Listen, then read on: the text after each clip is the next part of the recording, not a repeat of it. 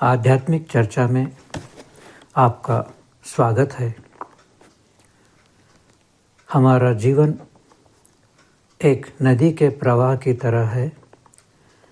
जैसे नदी का प्रवाह अपने उद्गम स्थान पर प्रकट होकर यात्रा का आरंभ करता है और निरंतर आगे बढ़ते हुए अनेक स्थानों से गुजरते हुए एक लंबी यात्रा तय करने के बाद अंत में समुद्र में जाकर मिल जाता है और अपना नाम रूप मिटा देता है, अस्तित्व खो देता है। वैसे ही हमारा जीवन प्रवाह भी अपने उद्गम स्थान जन्म से प्रकट होकर यात्रा का आरंभ करता है और निरंतर आगे बढ़ते हुए अनेक परिस्थितियों से गुजरते हुए, अनेकों से मिलते हुए, अनेकों से बिछुड़ते हुए, सुख दुख का स्वाद चखते हुए एक लंबी यात्रा तय करने के बाद अंत में मृत्यु को प्राप्त होकर अपना नाम रूप मिटा देता है, अस्तित्व को खो देता है। जीवन प्रवाह को आगे बढ़ने के लिए दो मार्ग उपलब्ध हैं। पहला भोग मार्ग, दूसरा योग मार्ग। भोग मार्ग में हमें खुला मिलता है, तैयार मिलता है, क्योंकि जन्म जन्मांतरों में उसी में चलते आ रहे हैं, इसलिए वह चालू रास्ता है। किंतु योग मार्ग बंद पड़ा रहता है, इसलिए इस मार्ग में जाने में बहुत कठिनाई होती है। बहुत परिश्रम से इस मार्ग में चलना होता है। भोग मार्ग में अनेक प्रकार की भोग सामग्री संचित करते हुए और उनका उपभोग करते हुए ममत्व के बंधन में बंधे रहकर अंत में सबसे बिछुड़कर मृत्यु को प्राप्त होकर पुनः इसी संसार में लौटना होता है। इस प्रकार भोग मार्ग जन्म मरण चक्र में ही फंसा कर रखने वाला है। और दूसरा मार्ग योग मार्ग में मन पर लगाम लगाते हुए, संयम का सहारा लेते हुए, योगाभ्यास करते हुए परमात्मा को प्राप्त करने से जन्म मरण चक्र से छुटकारा हो जाती है।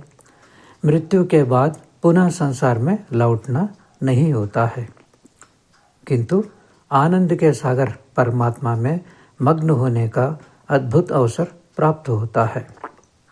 सदा के लिए सब प्रकार के दुखों का नाश हो जाता है। हालांकि दोनों मार्गों में योग मार्ग ही कल्याणकारी है। भोग मार्ग में चलकर तो कभी कोई कृतकृत्य होता ही नहीं, तृप्त नहीं होता है। फिर भी प्रायः सबकी प्रवृत्ति भोग मार्ग में ही होती है, क्योंकि प्रायः सबके भोग संस्कार ही प्रबल रहते हैं। विरले ही लोग जो भाग्यशाली हैं, जिनके पूर्व जन्मों के योग के संस्कार रहते हैं या जिनको किसी जन्म के पुण्य से इस जन्म में योग मार्ग में रुचि उत्पन्न हो जाती है, वे ही लोग योग मार्ग को अपनाकर जीवन को सफल बनाते हैं। सांसारिक विषयों से मिलने वाले क्षणिक सुख को भोगने की जो प्रगाढ़ इच्छा मन की गहराई में रहती है, वही काम है। काम शब्द सुनकर प्रायः लोग स्त्री पुरुष का पारस्परिक शारीरिक स्पर्श सुख का आकर्षण ही समझते हैं, किंतु ऐसा नहीं है। धर्म, अर्थ, काम और मोक्ष, ये चार पुरुषार्थ कहे गए हैं। पहला स्थान धर्म का है। मनुष्य को धार्मिक होना सर्वथा आवश्यक है। दूसरा स्थान अर्थ का। जीवन निर्वाह के लिए अर्थ यानी धन की आवश्यकता होती है। धर्म के अनुसार ही धन कमाना चाहिए। तीसरा स्थान काम का, यानी धर्मानुकूल, और अर्थ यानी धन के अनुसार ही काम यानी विषयों का उपभोग होना चाहिए। यहाँ जो तीसरा पुरुषार्थ के रूप में जो काम की बात कही गई है, वह पांचों विषय शब्द, स्पर्श, रूप, रस और गंध से संबंधित है। केवल स्पर्श से संबंधित नहीं है। इसलिए काम यानी पांचों विषयों को भोगने की इच्छा है। अंत में चौथा पुरुषार्थ रूप में मोक्ष की बात कही गई है, यानी धर्म का आचरण करते हुए और धर्म के अनुसार धन कमाते हुए, उपार्जित धन के अनुसार ही विषयों का उपभोग करते हुए मोक्ष की प्राप्ति के लिए प्रयत्न करना चाहिए। काम को पूर्ण करने के लिए भोग सामग्री की आवश्यकता होती है, क्योंकि काम का अर्थ ही भोगों को भोगने की इच्छा। भोग सामग्री जितनी भी प्राप्त होती जाए उतनी से संतोष नहीं करते हुए कुछ और चाहिए, कुछ और चाहिए, ऐसी मांग मन में सदा बनी रहती है, वही लोभ है। यानी कितना भी मिले उससे संतोष नहीं होता है, कुछ और चाहिए, कुछ और चाहिए, ऐसी मांग सदा बनी रहती है। मरने तक भी यह लोभ पीछा छोड़ता नहीं। काम शेष दो क्रोध और लोभ का जड़ है, क्योंकि काम को पूर्ण करने के लिए ही विषयों को अधिक से अधिक संचित करने का लोभ उत्पन्न होता है। जितना अधिक संचय करेंगे उतना अधिक दुख होगा मृत्यु के समय, क्योंकि संचय किया गया सब कुछ यहीं छोड़कर जाना होता है। और काम के बाधित होने से क्रोध उत्पन्न होता है। काम, क्रोध, लोभ, इन तीनों पर विजय प्राप्त किए बिना अंतःकरण की शुद्धि कदापि नहीं हो सकती। क्रोध के संबंध में पीछे चर्चा हुई है, आज काम और लोभ के संबंध में चर्चा करते हैं। पहले इस विषय में शास्त्रकार क्या कहते हैं वह बात सुनाता हूँ। विषयों में आसक्ति पतन का कारण कैसे बनता है, इस बात का वर्णन करते हुए कहा गया है कि कुरंग मातंग पतंग भृंग मीना हता पंचभिरेव पंच एकः प्रमादी स कथं न हन्यात् यः सेवते पंचभिरेव पंच। कुरंग यानी हिरण, मातंग हाथी, पतंग तितली, भृंग भौरा, मीन मछली, हताह मारे गए हैं, पंचभी पांचों से, एव ही पंच पांच, यानी हिरण आदि ये जो पांच प्राणी हैं, इनमें से एक एक प्राणी एक एक विषय में आसक्त होकर नष्ट हो जाते हैं। कैसे? कहा जाता है कि हिरण संगीत में यानी शब्द विषय में आसक्त रहता है।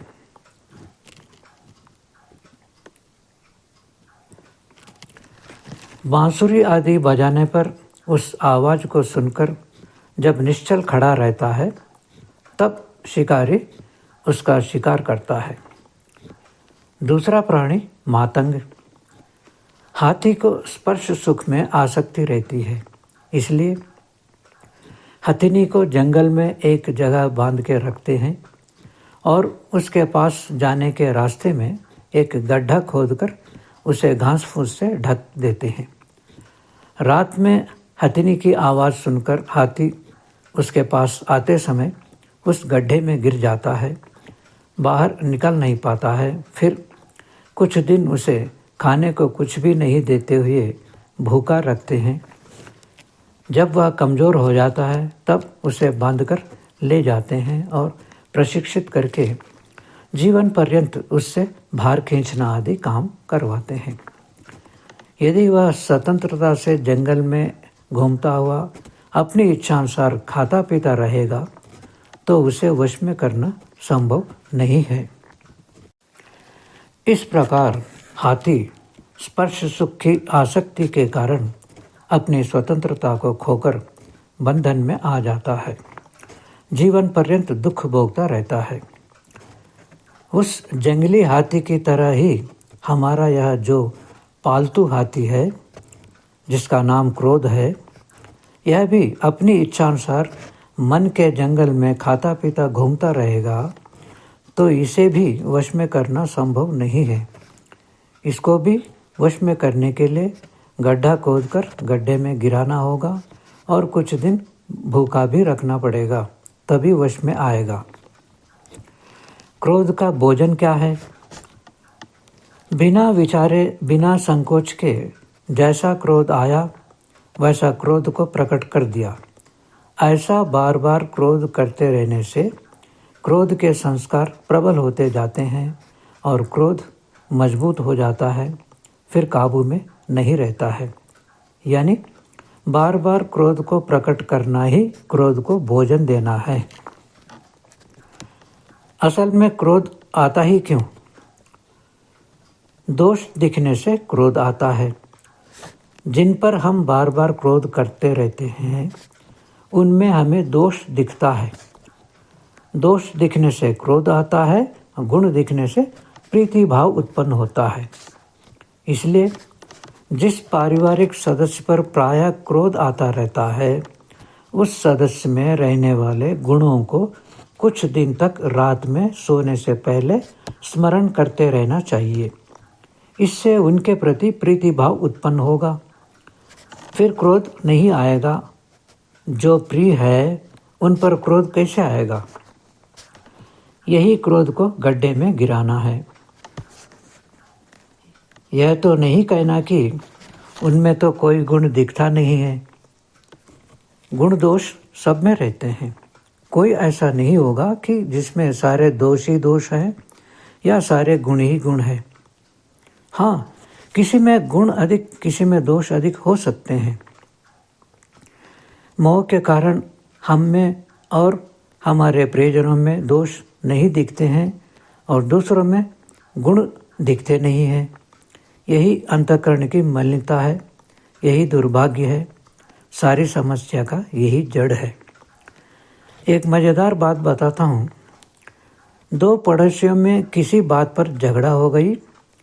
एक पड़ोसी से झगड़ा का कारण पूछने पर सारा दोष दूसरा पड़ोसी का बताता है, अपना कोई दोष नहीं है कहता है। और दूसरे से पूछने पर वह भी सारा दोष पहले वाले का बताता है, स्वयं को बिल्कुल निर्दोष कहता है। यदि दोनों निर्दोष है, किसी का कोई दोष है ही नहीं, तो झगड़ा किस बात का? किसी का तो दोष होगा ही ना, तभी तो झगड़ा होता है। किंतु स्वयं का दोष स्वयं को दिखता नहीं। मोह के कारण, ममत्व के कारण ना अपना दोष दिखता है, ना ही अपनों का दोष दिखता है।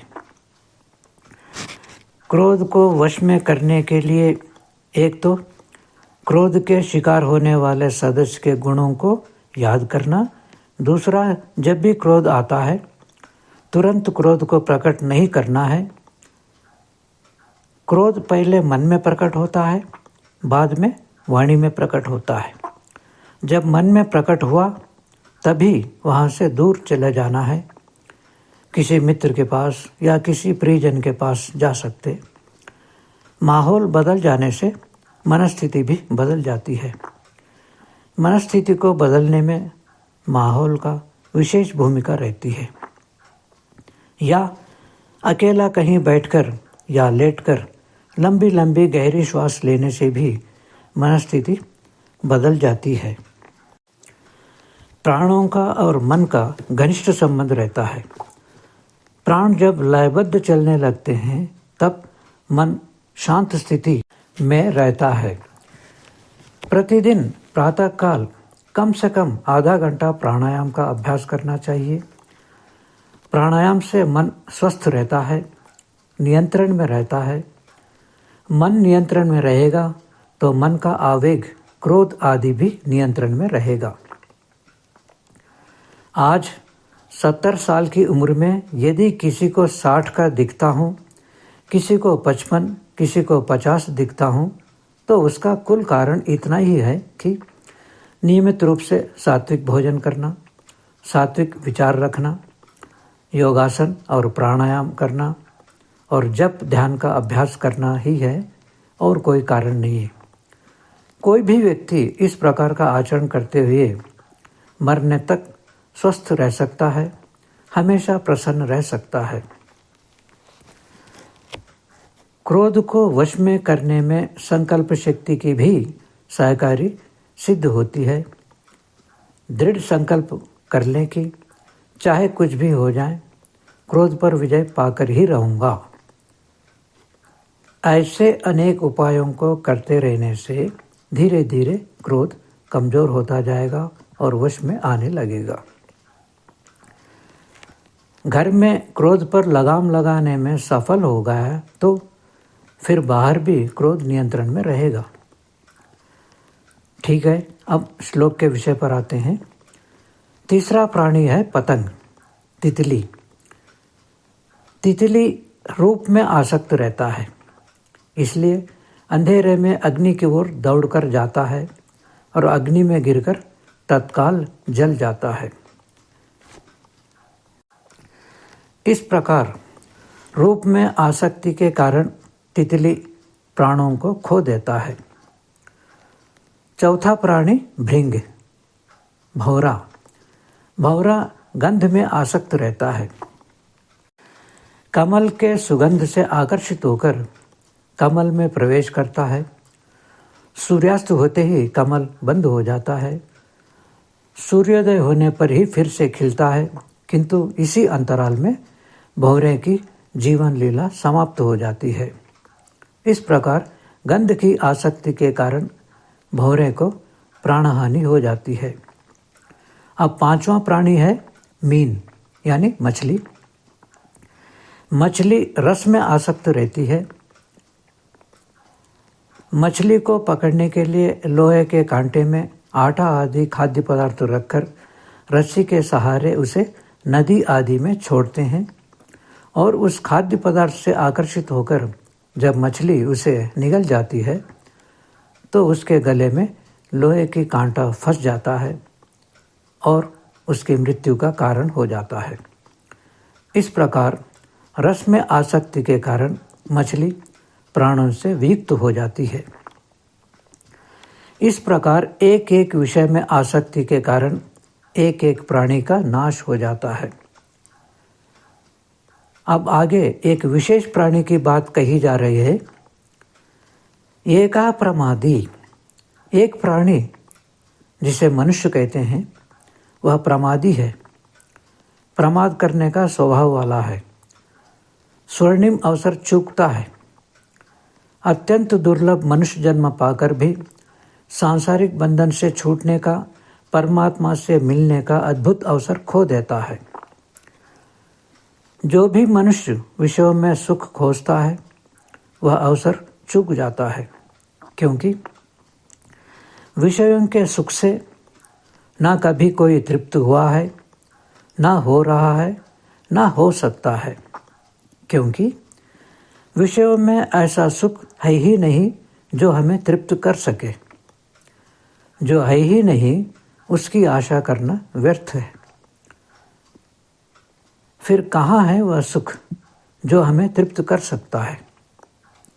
वह सुख अपने अंदर ही है और हम बाहर खोजते रहते हैं, यही तो चूकना है। ठीक है, अब श्लोक पर आते हैं।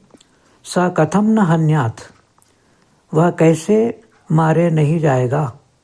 क्यों मारा जाएगा? क्योंकि यह सेवते पंचभिरेव पंच, जो पांचों ज्ञानेंद्रियों से पांचों प्रकार के विषयों को भोगने में ही लगा रहता है, यानी केवल एक विषय में ही आसक्त होकर एक प्राणी नष्ट हो जाता है, तो मनुष्य नाम का प्राणी जो पांचों विषयों में आसक्त रहता है उसका बचना कैसे संभव है? अवश्य ही पतन होगा। यानी विषय भोग में सुख खोजना विनाशकारी प्रवृत्ति है, यह तात्पर्य है। विषय कितने खतरनाक होते हैं इस बात को दर्शाने वाला यह अद्भुत श्लोक है। विषस्य विषयाणां च दूरमत्यन्तमन्तरं उपभुक्तं विषं हन्ति विषया स्मरणादपि।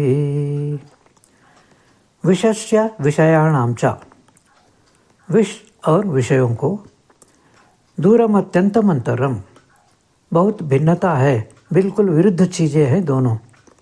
क्यों? क्योंकि उपभुक्तम विषम हन्ति, विष तो खाने पर ही मार देता है, और विषय कैसे मारते हैं? विषया स्मरणादपि, विषय तो केवल स्मरण करने से ही मारते हैं। एक उदाहरण बताता हूँ। कभी कभी हम सुनते हैं कि अमुक व्यक्ति प्रेम विफल होने से आत्महत्या कर लिया है। यानी कोई युवक किसी युवती को देखकर आकर्षित होता है, या कोई युवती किसी युवक को देखकर आकर्षित होती है और उस युवती या युवक से विवाह करने की इच्छा होती है। बार बार उस व्यक्ति का स्मरण करते रहते हैं, फिर उस व्यक्ति को पाने की इच्छा प्रबल होती चली जाती है। अंत में जब किसी कारण उस व्यक्ति से विवाह होना असंभव दिखता है, तब आत्महत्या कर लेते हैं। ऐसे अनेक घटनाएं सुनने को मिलती हैं। वास्तव में उस व्यक्ति से ना कभी मिला है, ना बात हुई है, ना किसी प्रकार का कोई व्यवहार हुआ है, केवल दूर से देखना मात्र हुआ है। बस बाद में तो उसका केवल स्मरण ही करते रहने से उसे प्राप्त करने की प्रबल इच्छा हुई, और इच्छा पूर्ण नहीं हुई तो आत्महत्या कर ली। किसी व्यक्ति के शरीर को देखकर आकर्षित होने को प्रेम कहना बिल्कुल गलत है। वह प्रेम नहीं है, किंतु काम है। किसी व्यक्ति के अच्छे स्वभाव को देखकर उस व्यक्ति के प्रति आकर्षित होना प्रेम है। केवल शरीर को देखकर आकर्षित होना तो काम है। इसलिए प्रेम विफल हुआ है ऐसा ना कहकर काम विफल हुआ है ऐसा कहना चाहिए। बिना स्वभाव को जाने केवल परस्पर शरीर को देखकर पसंद करके विवाह करने को प्रेम विवाह ना कहकर काम विवाह ही कहना चाहिए। काम विवाह विफल हो सकता है, प्रेम विवाह कैसे विफल हो सकता है? प्रेम तो परस्पर को संयुक्त करता है, न कि वियुक्त करता है। अब एक दूसरी बात बताता हूँ। जीवन पर्यंत केवल सांसारिक विषयों में ही लिप्त रहने से अंत समय में कैसे पछतावा होती है, इसका सुंदर वर्णन किया गया है इस श्लोक में। जन्मेदं व्यर्थतां नीतं भवभोगोपलिप्सया काचमूल्येन विक्रीतो हन्त चिन्तामणिर्मया। भवभोगोपलिप्सया, सांसारिक भोगों को भोगने के लालच में। जन्मेदम व्यर्थतां नीतम, बहुमूल्य इस मनुष्य जन्म को व्यर्थ में गंवाया। काचमूल्येन विक्रीतो हन्त चिंता मणिर्मया। खेद है, मिला था हीरा किंतु अज्ञान के कारण पहचान नहीं पाया, कांच के मूल्य पर बेच दिया। करोड़ों की कीमत वाले हीरे को कौड़ियों के भाव में बेच दिया। तात्पर्य यह है कि हीरे जैसे मनुष्य जन्म मिला था, किंतु मूर्खता के कारण विषय सुख के लोभ में पड़कर ध्यान करके परमात्मा को तो प्राप्त करने का प्रयत्न नहीं किया, किंतु सारा जीवन विषयों को भोगने में ही गंवा दिया। ठीक है, अब चर्चा को यहीं विराम देते हैं, फिर मिलेंगे अगली चर्चा में।